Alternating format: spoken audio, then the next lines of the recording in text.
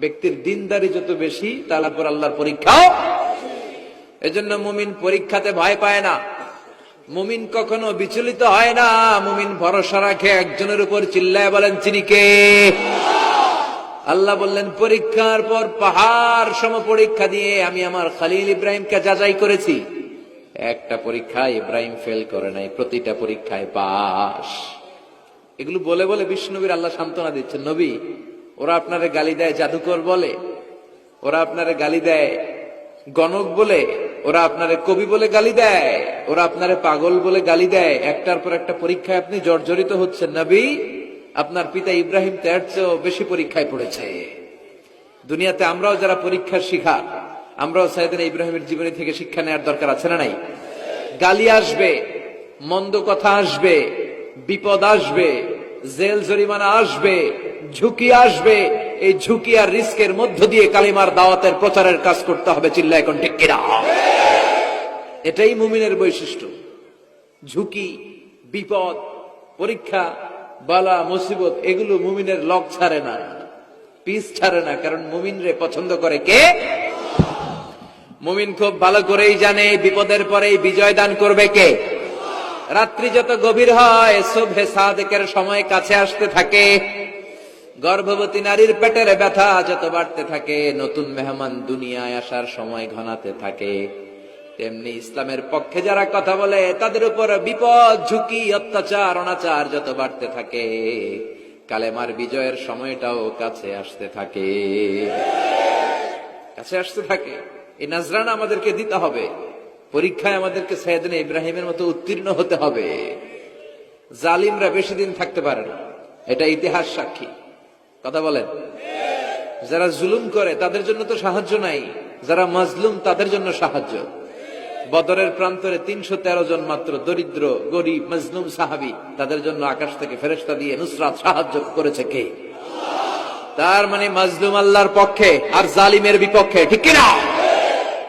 জালিমের জন্য কোনো সাহায্য নাই, বরং দুনিয়ায় যারা জুলুম করে তাদের ক্ষমতা বেশি দিন থাকে না।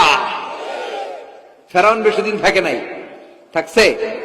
নমরুদ বেশি দিন থাকে নাই, থাকছে? থাকতে পারে না। যারা দুনিয়াতে রক্ত ঝরায় এরা থাকতে পারে না, বরং যাদের রক্ত ঝরে তাদেরকে আল্লাহ বিজয় দিয়ে দেয়। আর যারা রক্ত ঝরায় এদের শেষ রক্ষাও হয় না, এরা জান নিয়ে পালাবার সুযোগ পায় না। কথা বলেন?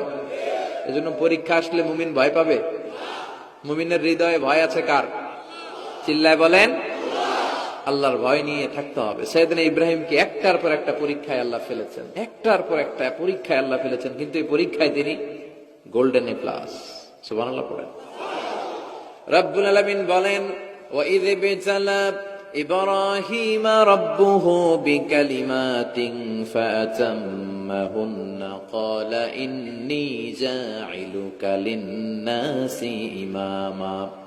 ও খলিল, একটার পর একটা পরীক্ষা আমি তোমার জীবনে নিয়েছি। বিশ্বনবীরে বললেন আমার ইব্রাহিমের উপর একটার পর একটা পরীক্ষা আমি নিয়েছি, ইব্রাহিম প্রতিটা পরীক্ষায় পাস। আর খুশি হয়ে আমি বললাম, ইব্রাহিম আমি তোমার নেতা বানায় দিলাম। আল্লাহ put Sayyidina Ibrahim in some tests and trials, and Sayyidina Ibrahim successfully overcome all the tests. Allah said, Ibrahim, I'm gonna make you the leader. Ibrahim আমি তোর লিডার বানায় দেব, এই ফলাফল স্বরূপ তোমার আমি গোটা বিশ্বের নেতা বানায় দিব। I'm gonna make you the leader. এজন্য সাইয়েদনা ইব্রাহিমকে নেতা বানায় দিলেন কে? একটার পর একটা পরীক্ষা তিনি দিয়েছেন। একটাও সাধারণ পরীক্ষা ছিল না, সব ভয়ঙ্কর পরীক্ষা। পরীক্ষাগুলো ছিল অগ্নি পরীক্ষা। পরীক্ষা নাম্বার 1 ইলকাউহু ফিন্নার, আগুনের পরীক্ষা। নমরুদ বলে, ইব্রাহিম ঈমান ত্যাগ করো, না হলে আগুনে ফেলবো। কোথায় ফেলবো? সাইয়েদনা ইব্রাহিম বলে, আমার জীবন যাবে কিন্তু ঈমান যাবে। ঈমানের পথে অবিচল থেকে আমার মরণ যেন হয়। তোমারই কাছে মিনতি আমার, তোমারই কাছে মিনতি আমার, মহামহিম দয়াময়। ঈমানের পথে অবিচল থেকে আমার মরণ যেন হয়। পড়ে না আমিন। নমরুদ বলে ইব্রাহিম ঈমান ছাড়ো, তা না হলে আগুনে ফেলবো। ইব্রাহিম বলে জীবন যাবে কিন্তু ঈমান যাবে। তার মানে পরীক্ষায় পাস, আগুনে ফেলে দেয়া হলো, ঈমান হারা করতে পারে নাই নমরুদ। তার মানে আগুনের পরীক্ষা মানে কি ফেল না পাস? পরীক্ষা নাম্বার 1। পরীক্ষা নাম্বার 2 আল্লাহ বললেন ইব্রাহিম কলিজার টুকরা সন্তান ইসমাইলকে আর প্রিয়তমা স্ত্রী হাজারকে মক্কার ধুধু প্রান্তরে রেখে আসো, যেখানে কোনো মানুষ নাই, কোনো পাখি নাই, কোনো প্রাণী নাই, কোনো খাওয়ার পানিও নাই, কেউ নাই, জনমানব শূন্য এলাকার মধ্যে ফ্যামিলির সবাইকে রেখে আসো, ইসমাইলরেও রেখে আসো, হাজারকেও রেখে আসো। কোন টু শব্দ করলেন না। সাইয়েদনা ইব্রাহিম কিছু জিজ্ঞেস করলেন না, বলার সাথে সাথে ওনার স্ত্রী আর কলিজার টুকরা বাচ্চাটারে মক্কার ধুধু প্রান্তরে রেখে দিয়ে আসলেন। এই পরীক্ষায়ও কথা বলেন, এই পরীক্ষায়ও আমাদেরকে যদি আল্লাহ বলে যাও তোমার সন্তান তোমার স্ত্রীকে রেখে আসো সাহারা মরুভূমিতে, পারবেন? হ্যাঁ, কি পরীক্ষা দিয়ে আল্লাহর প্রিয় হয়েছে।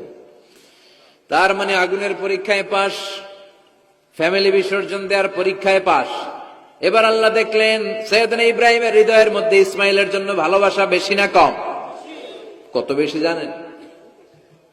সাইয়েদনা ইসমাইল যখন দুনিয়াতে এসেছে তখন সাইয়েদনা ইব্রাহিম আলাইহিস সালামের বয়স ছিল 86। কত? আপনাকে বাগেরহাটে 86 বছর বয়সে কারো বাচ্চা কাচ্চা হয়? হ্যাঁ, আছে এরকম পালোয়ান? আছে কেউ? নাই। সাইয়েদনা ইসমাইল যখন এসেছে দুনিয়ায় তখন সাইয়েদনা ইব্রাহিমের বয়স কত ছিল? 86। তার মানে 86টা বছর আল্লাহর কাছে কাঁদছে আর দোয়া করছে, আল্লাহ একটা সন্তান দাও দাও দাও, দেয় নাই। 86 বছর বয়সে যে সন্তানটা দিল, ওই সন্তানের প্রতি মায়া, দরদ, মোহব্বত, ভালোবাসা বেশি না কম? আল্লাহ দেখতে চাইলেন ওই ছেলের জন্য মায়া বেশি নাকি আল্লাহর জন্য বেশি। আল্লাহ ডেকে বললেন ইব্রাহিম দেখি হৃদয়ে কার জন্য দরদার ভালোবাসাটা বেশি, যাও আমার সন্তুষ্টির জন্য 86 বছর বয়সে পাওয়া কলিজার টুকরা দুধের বাচ্চা ইসমাইলকে জবাই করে আমার খুশি অর্জন করো। জবাই করো, স্যাক্রিফাইস করো, আমার জন্য উৎসর্গ করো। বলতে দেরি, ছুরি নিয়ে গলার মধ্যে ছুরি চালাতে 1 সেকেন্ড দেরি করে নেই। সুবহানাল্লাহ পড়েন। তার মানে এই পরীক্ষায়ও আল্লাহ বললেন কাদ সাদ্দাকতার রুইয়া ইন্না কাযালিকা নাজজিল মুহসিনিন। ইব্রাহিম ছুরি আর চালায়ও না। ইসমাইলকে মারা আমার উদ্দেশ্য না, তোমার হৃদয়টা দেখা উদ্দেশ্য। এই ইসমাইল মরে গেলে তো সব